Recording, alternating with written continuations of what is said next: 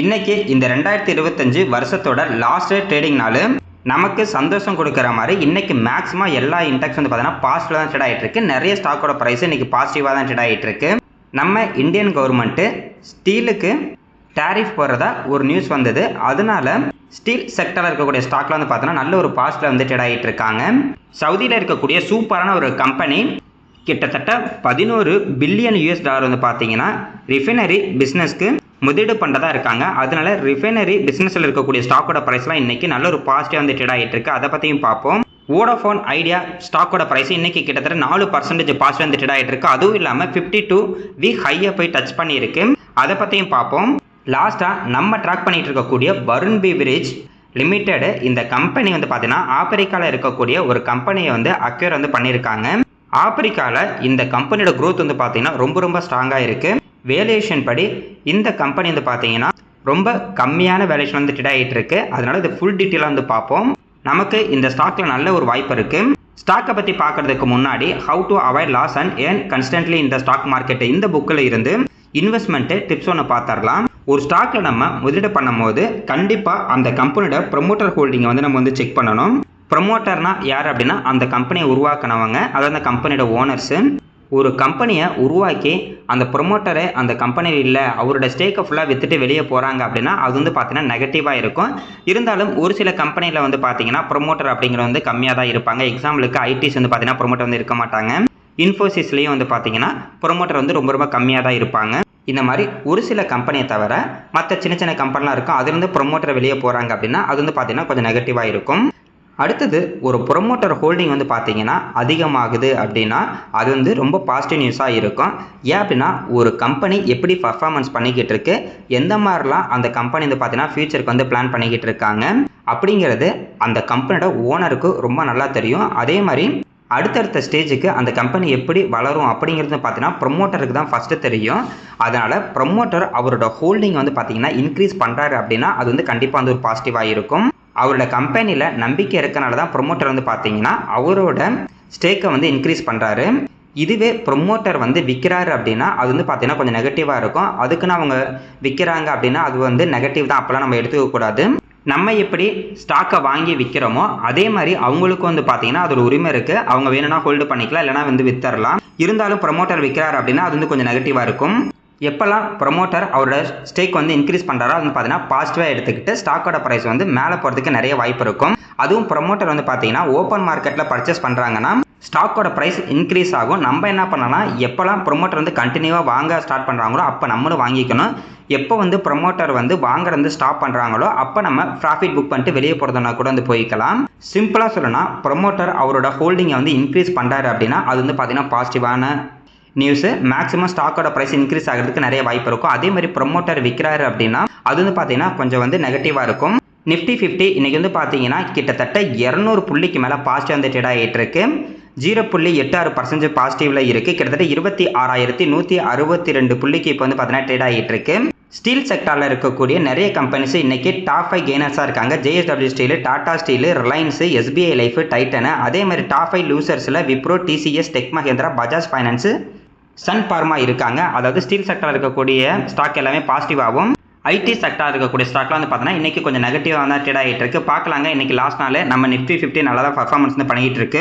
Silver and கோல்டை பொறுத்த வரைக்கும் இன்றைக்கி கொஞ்சம் நெகட்டிவாக தான் இருக்காங்க. சில்வர் வந்து பார்த்தீங்கன்னா கிட்டத்தட்ட 0.5% நெகட்டிவில் இருக்காங்க. கோல்டு வந்து பார்த்தீங்கன்னா கிட்டத்தட்ட 1% நெகட்டிவில் இருக்காங்க. இது ரெண்டுமே லாஸ்ட் ஒரு 3 நாளாகவே கொஞ்சம் நெகட்டிவாக தான் போயிட்டு இருக்காங்க. இந்த சில்வர் பீஸை பொறுத்த வரைக்கும் கிட்டத்தட்ட 239 ரூபாய் நம்ம போனாங்க. இப்போ வந்து பார்த்தீங்கன்னா வெறும் 217 ரூபாய்க்கு தான் வந்து ட்ரேட் ஆகிட்டு இருக்கு. சில்வர் அண்ட் கோல்டோட ப்ரைஸ் வந்து பார்த்தீங்கன்னா கொஞ்சமாக இறங்கிட்டு இருக்கு. பார்க்கலாங்க. இப்படி இறங்கிட்டு போனுச்சுன்னா ரொம்ப நல்லாயிருக்கும். இருந்தாலும் சில்வருக்கு ஒரு பாசிட்டிவ் நியூஸ் இருக்குது. ஏன்னா நம்ம கவர்மெண்ட் என்ன சொல்லியிருக்காங்கன்னா 2026 ஏப்ரல் 1ஆம் தேதியில் இருந்து சில்வரை வந்து பார்த்தீங்கன்னா பேங்க்கில் வச்சு நம்ம வந்து பார்த்தீங்கன்னா லோன் வந்து எடுத்துக்கலாம். இப்போ எப்படி கோல்டு போய் வச்சுட்டு நம்ம லோன் எடுக்கிறோமோ அதே மாதிரி சில்வரை வச்சு நம்ம வந்து லோன் எடுக்கலாம் அப்படின்ற ஒரு நியூஸ் வந்திருக்கு. அப்போ கோல்டு மாதிரியே நம்ம வந்து பார்த்தீங்கன்னா சில்வரை இனிமேல் நம்ம வந்து ட்ரீட் வந்து பண்ணலாம். இதுக்கு முன்னாடி வந்து பார்த்தீங்கன்னா சில்வரை வச்சு நம்ம எந்த ஒரு காசு வாங்க முடியாது. இப்போ வந்து பார்த்தீங்கன்னா சில்வரை வச்சு வாங்கிக்கலாம் அப்படின்ற மாதிரி ஒரு பாசிட்டிவ் நியூஸ் வந்திருக்கு. அதனால மேபி இனிமேல் சில்வரையும் நிறைய பேர் வாங்குறதுக்கு வந்து நிறைய வாய்ப்பு இருக்குது. ஏன்னா இப்போ கோல்டு வந்து பார்த்தீங்கன்னா ரொம்ப அதிகமாகிடுச்சு. அதனால் நம்மகிட்ட இருக்க காசுக்கு நம்ம சில்வர் வாங்கலாம் அப்படின்ற மாதிரி நிறைய பேர் சில்வரை வாங்குறதுக்கும் ஒரு வாய்ப்பு இருக்குது. அதனால் இது வந்து பார்த்தீங்கன்னா ரொம்ப ரொம்ப பாசிட்டிவான ஒரு நியூஸு. அடுத்தது க்ரீன் எனர்ஜியில் இருக்கக்கூடிய ஸ்டாக்லாம் இன்றைக்கி நல்ல ஒரு பாசிட்டிவ் வந்து ட்ரேட் ஆகிட்டு இருக்காங்க. கேபிஐ க்ரீன் எனர்ஜியை பொறுத்த வரைக்கும் நேற்று வந்து பார்த்தீங்கன்னா கிட்டத்தட்ட 15% நம்ம பாசிட்டிவில் இருந்தாங்க. இன்றைக்கும் வந்து பார்த்தீங்கன்னா நல்ல ஒரு பாசிட்டிவில் வந்து ட்ரேட் ஆகிட்டு இருக்காங்க. லாஸ்ட் 5 நாளில் கேபிஐ க்ரீனு கிட்டத்தட்ட 17%க்கு மேலே வந்து இன்க்ரீஸ் ஆகிருக்கு. அதானி க்ரீன் எனர்ஜி 1% பக்கத்தில் பாசிட்டிவ் வந்து ட்ரேட் ஆகிட்டு இருக்கு. கேபி எனர்ஜி லிமிடெட் வந்து பார்த்தீங்கன்னா 4.5% positive. Orient Green Power Company Limited வந்து பார்த்தீங்கன்னா 2.38% பாசிட்டிவ். கேபி க்ரீன் என்ஜினியரிங் வந்து பார்த்தீங்கன்னா கிட்டத்தட்ட 6% பாசிட்டிவ் வந்து ட்ரேட் ஆகிட்டு இருக்காங்க. கேபி க்ரீன் எனர்ஜிலாம் வந்து பார்த்தீங்கன்னா நல்ல ஒரு குரோத்தில் இருக்கக்கூடிய ஒரு கம்பெனி. நேற்று இந்த கம்பெனியை பற்றி நம்ம வந்து பேசியிருந்தோம். நல்ல ஒரு ஹை போயிட்டு நல்ல ஒரு லோ ப்ரைஸில் இருந்தாங்க. சடனாக வந்து பார்த்தீங்கன்னா 2-3 நாளே கிட்டத்தட்ட 17% வந்து இன்க்ரீஸ் ஆகிட்டாங்க. இந்த மாதிரி தாங்க ஒரு சூப்பரான ஒரு குரோத்தில் இருக்கக்கூடிய ஒரு கம்பெனியோட ஸ்டாக்லாம் அதோட கையிலேருந்து நல்ல லோ ப்ரைஸில் கிடைக்குது அப்படின்னா கம்பெனியில் எந்த ஒரு பிரச்சனையும் இல்லை. ஆனால் ஸ்டாக்கோட ப்ரைஸும் மட்டும் அதோட கையிலேருந்து லோ ப்ரைஸில் இருக்குது. அதை நம்ம வந்து பார்த்தீங்கன்னா எப்பயுமே ஒரு வாய்ப்பாக வந்து யூஸ் பண்ணிக்கணும். கீழே இருக்கும் போது நம்ம ஸ்டாக்கை வாங்கி வச்சுக்கிட்டா போதும். அது எப்போ மேலே போகுதோ போயிட்டு போகுது. இதே மாதிரி தாங்க சடனாக வந்து திடீர்னு ஒரு வாரத்தில் வந்து பார்த்தீங்கன்னா 20-30% இன்க்ரீஸ் பண்ணி விட்டுருவாங்க. அது வரைக்கும் நம்ம வந்து கொஞ்சம் பொறுமையாக இருக்கணும். இந்த ஸ்டாக்லாம் வந்து பார்த்தீங்கன்னா 400 ரூபாய் கீழெல்லாம் போணுச்சு. அப்போல்லாம் நம்ம சப்ஸ்கிரைபர் வந்து கேட்டிருந்தாங்க இந்த மாதிரி 400 ரூபாய் கீழே இருக்குது என்ன பண்ணுறதுன்னு. இப்போ வந்து பார்த்தீங்கன்னா ரொம்ப ஹாப்பியாக இருப்பாங்க. ஏன்னா 500 ரூபா பக்கத்தில் வந்துருச்சு. இன்றைக்கி Bharat petroleum corporation and oil India இது ரெண்டுமே வந்து பார்த்தீங்கன்னா நல்ல ஒரு பாசிட்டிவ் வந்து ட்ரேட் ஆகிட்டு இருக்குது. கிட்டத்தட்ட 4% பக்கத்தில் வந்து பாசிட்டிவ் வந்து ட்ரேட் ஆகிட்டு இருக்கு. இதுக்கு சூப்பரான ஒரு நியூஸ் இருக்குது. புதுசாக ரிஃபைனரி பிளான்ட் வந்து பார்த்தீங்கன்னா ஆந்திராவில் வந்து ஓப்பன் பண்ண போகிறாங்க. அதில் சவுதியில் இருக்கக்கூடிய அரம்கோ கம்பெனி கிட்டத்தட்ட 20% ஸ்டேக்கை வந்து பார்த்தீங்கன்னா வாங்க போகிறாங்க. அப்படின்னா ஒரு 20% வந்து முதலீடு பண்ண போகிறாங்க. ஆயில் இந்தியா கம்பெனி வந்து பார்த்தீங்கன்னா அதில் 10% ஸ்டேக்கை வந்து முதலீடு வந்து பண்ண போகிறாங்க. பாரத் பெட்ரோலியம் கார்பரேஷன் வந்து பார்த்தீங்கன்னா இந்த ரிஃபைனரியை வந்து பில்டு பண்ணி ஆப்ரேஷனை கொண்டு வருவாங்க. அதாவது சிம்பிளாக சொல்லணும்னா கம்பெனியை கட்ட போகிறது பாரத் பெட்ரோலியம். அதுக்கு வந்து பார்த்தீங்கன்னா சவுதியில் இருக்கக்கூடிய அரம்கோ, அதுக்கு அடுத்தது ஆயில் இந்தியா, இவங்க 2 பேரும் வந்து பார்த்தீங்கன்னா கிட்டத்தட்ட 30% ஸ்டேக்கை வந்து வாங்க போகிறாங்க. அப்படின்னா 30% வந்து முதலீடு வந்து பண்ண போகிறாங்க. அடுத்தது 30-40% ஸ்டேக் வந்து பார்த்தீங்கன்னா அவுட் சைடு இன்வெஸ்டர்ஸ்க்கு வந்து செல் பண்ணுறதா இருக்காங்க. அதுக்கு அடுத்ததாக பேங்க்கில் இருந்து 4-5% ஈக்விட்டி ஸ்டேக் வந்து பார்த்தீங்கன்னா கொடுக்குறதா இருக்காங்க. இந்த ஒரு பாசிட்டிவ் நியூஸ்னால தான் இன்றைக்கி ஆயில் இந்தியாவும் சரி பாரத் பெட்ரோலியம் இது ரெண்டுமே வந்து பார்த்தீங்கன்னா நல்ல ஒரு பாசிட்டிவாக வந்து ட்ரேட் ஆகிட்டு இருக்கு. இதுக்காக ஆந்திரா பிரதேஷ் கவர்மெண்ட் வந்து பார்த்தீங்கன்னா கிட்டத்தட்ட 6000 ஏக்கர் வந்து பார்த்தீங்கன்னா ஒதுக்கியிருக்காங்க. இந்த புது ரிஃபைனரி வந்து பார்த்தீங்கன்னா ஆப்ரேஷனுக்கு வரது ஜனவரி 2029க்குள்ளே வந்துடும் அப்படின்ற மாதிரி தான் சொல்லியிருக்காங்க. மேக்ஸிமம் ஜனவரி 2029 வந்து பார்த்தீங்கன்னா ஆப்ரேஷன் வந்து ஸ்டார்ட் பண்ணிடுவாங்க. ஒரு நாளைக்கு 1,80,000 இருந்து கிட்டத்தட்ட 2,40,000 பேரல் வந்து பார்த்தீங்கன்னா ரிஃபைன் வந்து பண்ண போகிறதா தான் பிளான் வந்து பண்ணியிருக்காங்க. இந்த மாதிரி இப்போ வந்து பார்த்தீங்கன்னா இன்வெஸ்ட்மெண்ட் பண்ணி 2029 இது ஆப்ரேஷனுக்கு வந்ததுக்கப்புறம் வந்து பார்த்தீங்கன்னா அது ஆயில் இந்தியாவுக்கும் பாரத் பெட்ரோலியக்கும் ரொம்ப பாசிட்டிவாக இருக்கும். அவங்களுக்கு இன்னமும் வந்து பார்த்தீங்கன்னா நிறைய ப்ராஃபிட் வந்து கிடைக்க ஆரம்பிக்கும். இதில் முதலீடு பண்ணியிருக்க இன்வெஸ்டர்ஸ்க்கும் வந்து பார்த்தீங்கன்னா நல்ல லாபமும் கிடைக்கும். ப்ளஸ் இவங்க டிவிடெண்ட் இன்கமும் கொஞ்சம் அதிகமாக தரனால டிவிடெண்ட் இன்கமும் வந்து பார்த்தீங்கன்னா அதிகமாகும். அடுத்தது ஸ்டீல் செக்டாருடைய ஸ்டாக்கோட ப்ரைஸ்லாம் வந்து பார்த்தீங்கன்னா இன்றைக்கி நல்ல ஒரு பாசிட்டிவாக இருக்காங்க. லாஸ்ட் 2-3 மாதமாகவே வந்து பார்த்தீங்கன்னா நல்ல ஒரு பாசிட்டிவாக இருக்காங்க. அது காரணம் என்னென்னா ஏப்ரல் 21 2025 இந்த வருஷம் ஏப்ரல் 21 வந்து பார்த்தீங்கன்னா ஸ்டீலுக்கு வந்துட்டு நம்ம இந்தியன் கவர்மெண்ட்டு இம்போர்ட் டேரிஃப் வந்து போட்டிருந்தாங்க 11 இருந்து 12% வரைக்கும். அந்த நியூஸ் வந்து பார்த்தீங்கன்னா பாசிட்டிவாக எடுத்துக்கிட்டு நம்ம ஸ்டீல் செக்டர் இருக்கக்கூடிய ஸ்டாக்லாம் இப்போ லாஸ்ட் 2-3 மாதமாகவே கொஞ்சம் கொஞ்சமாக இன்க்ரீஸ் ஆகிட்டு இருக்காங்க. டாடா ஸ்டீலை பொறுத்த வரைக்கும் லாஸ்ட் ஒரு மாதத்தில் கிட்டத்தட்ட 7.5% வந்து இன்க்ரீஸ் ஆகிருக்காங்க. ஜிண்டால் ஸ்டீல் வந்து பார்த்தீங்கன்னா இன்றைக்கி மட்டும் கிட்டத்தட்ட 3.5% பாசிட்டிவ். ஜேஎஸ்டபிள்யூ ஸ்டீலு கிட்டத்தட்ட 5% பக்கத்தில் இன்றைக்கி மட்டும் பாசிட்டிவ் வந்து ட்ரேட் ஆகிட்டு இருக்காங்க.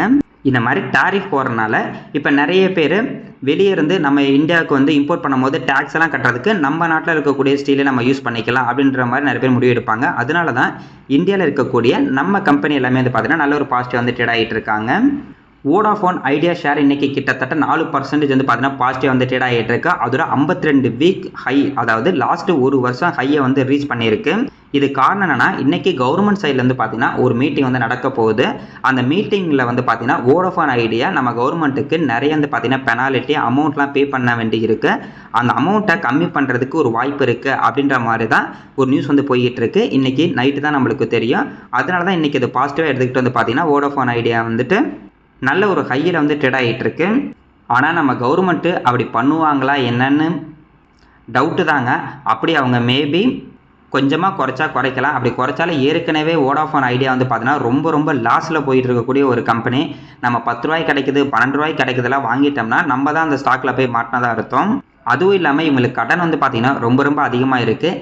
இவங்களுக்கு வர லாபம் வந்து கடனை கட்டுறதுக்கே வந்து பார்த்தீங்கன்னா பத்தாது. அதனால நெட் ப்ராஃபிட்டாக வந்து பார்க்கும்போது இவங்களுக்கு சுத்தம் வந்து பார்த்தீங்கன்னா கிட்டத்தட்ட 25,000 கோடிக்கு மேலே வந்து பார்த்தீங்கன்னா இவங்க சுத்தமாக லாஸில் தான் இருக்காங்க.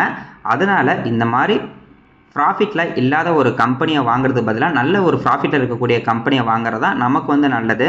யார் நம்மளை சுற்றி என்ன சொன்னாலும் சரி, லாஸில் போயிட்டு இருக்கக்கூடிய ஒரு பிஸ்னஸை வாங்குறதை விட சூப்பரான ஒரு பிஸ்னஸில் முதலீடு பண்ணுறது தான் நமக்கு வந்து பார்த்திங்கன்னா நல்லது. எக்ஸாம்பிளுக்கு இப்போ நம்ம வீட்டு பக்கத்தில் 2 டீ கடை இருக்குது. ஒன்று வந்து பார்த்தீங்கன்னா நல்ல ஒரு லாபம் எடுத்துக்கிட்டு இருக்காங்க. இன்னொரு டீ கடை வந்து பார்த்தீங்கன்னா லாஸ்லேயே போயிட்டு இருக்கு. ஆனால் நிறைய பேர் சொல்கிறாங்க டெய்லியும் அந்த லாஸ் ஆகிட்டு இருக்கக்கூடிய டீ கடையில் 50 பேர் டீ குடிக்கிறாங்க. ஆனால் லாபத்தில் இருக்கக்கூடிய டீ கடையில் வந்து வெறும் 30 பேர் தான் டீ குடிச்சிக்கிட்டு இருக்காங்க. அதுவும் இல்லாமல் லாபத்தில் போயிட்டு இருக்கக்கூடிய அந்த டீ கடையோட மதிப்பு வந்து ஒரு 5 லட்சம் ரூபாய்.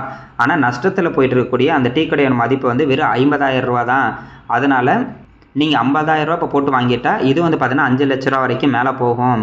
அதாவது இந்த தொழில் வந்து பார்த்தீங்கன்னா 5 லட்ச ரூபா ஒருத்த வரைக்கும் மேலே போகும் அப்படின்ற மாதிரி எல்லாரும் சொல்கிற மாதிரி தான் அர்த்தம். அதனால் ப்ரைஸை மட்டும் நம்ம வந்து பார்க்கக்கூடாது. நம்ம என்ன பண்ணுவோம், லாஸில் போயிட்டு இருக்க கடையை நம்ம 50,000 கொடுத்து வாங்கணும், அதுக்கு லாபம் கொடுக்கக்கூடிய அந்த கடையை நம்ம 5 லட்ச ரூபாய்க்கு வாங்கிடலாமே, அதே மாதிரி தாங்க இதுவும். அதனால் இந்த மாதிரி நியூஸுக்கெல்லாம் நீங்கள் ரொம்ப அதிக ஆசைப்பட்டு உள்ளார போய் மாட்டிக்காதீங்க. ஒரு இன்வெஸ்ட்மெண்ட் அப்படிங்கிறது நல்லா அனலைஸ் பண்ணிட்டு தான் நம்ம வந்து வாங்கணும். பேராசையில் போய் நம்ம என்றைக்குமே நம்ம வந்து பார்த்தீங்கன்னா இன்வெஸ்ட்மெண்ட் வந்து பண்ணக்கூடாது. இன்றைக்கி பார்ப்போங்க, நம்ம கவர்மெண்ட் வந்து பார்த்தீங்கன்னா இந்த மாதிரி பெனால்ட்டியை கட் பண்ணுறதுலாம் வந்து ரொம்ப டவுட்டு தான். அடுத்தது வருண் பீவரேஜ் லிமிடெடு. இந்த கம்பெனி வந்து பார்த்தீங்கன்னா பெப்சி கூல்ட்ரிங்க்ஸ் வந்து பார்த்தீங்கன்னா நம்ம இந்தியாவில் மேனுஃபேக்சரிங் அண்ட் சேல்ஸ் வந்து பண்ணிக்கிட்டு இருக்காங்க. அதாவது நம்ம குடிக்கக்கூடிய பெப்சி, மவுண்டன் டியூவு, ஸ்ட்ரிங்கு, டிராபிக்கானா, அதுக்கப்புறம் வாட்டர் வந்து பார்த்தீங்கன்னா அக்வாஃபினா எல்லாமே பெப்சியோட தான். 7-அப்பும் பெப்சி தான் பண்ணுறாங்க. மெராண்டா இது வந்து பார்த்தீங்கன்னா பெப்சி தான் வந்து பண்ணிகிட்டு இருக்காங்க. அதுவும் இல்லாமல் இப்போ லேஸ் பாக்கெட்டாக நம்ம வந்து சாப்பிட்ருப்போம், அந்த 5 ரூபா 10 ரூபா பாக்கெட்டு, அதுவும் வந்து பார்த்தீங்கன்னா பெப்சியோட பிராண்டு தான். ஆனால் இவங்க வந்து மேனுஃபேக்சரிங் பண்ணாங்க. இவங்க மார்க்கெட்டிங் மட்டும் நம்ம இந்தியாவில் வந்து பண்ணிட்டு இருக்காங்க, அது சேல்ஸ் மட்டும் பண்ணிகிட்டு இருக்காங்க. அதுவும் இல்லாமல் வருண் பீவரேஜுக்கு வந்து பார்த்தீங்கன்னா ஓன் பிராண்டில் நிறைய இருக்குது. அதில் டாக்கோ பெல்லும் ஒன்று. டாக்கோ பெல் கிடையாது, க்ரீம் பெல்லு.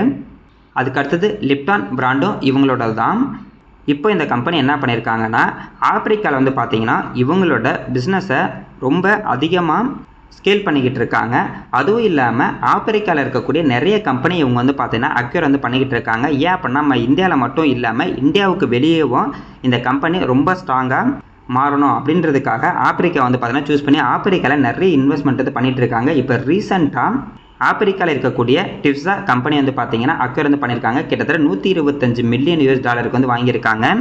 இதனால் இந்த வருண் பீவரேஜ் வந்து பார்த்தீங்கன்னா ஃபர்ஸ்ட் வந்து பீவரேஜில் மட்டும்தான் இருந்தாங்க. அதுக்கடுத்து ஸ்நாக்ஸு, இப்போ வந்து பார்த்தீங்கன்னா பீர் டிஸ்ட்ரிபியூஷன் அக்ரிமெண்ட்டு கூட வந்து கொஞ்ச நாளைக்கு முன்னாடி போட்டிருந்தாங்க ஆப்பிரிக்காவில்.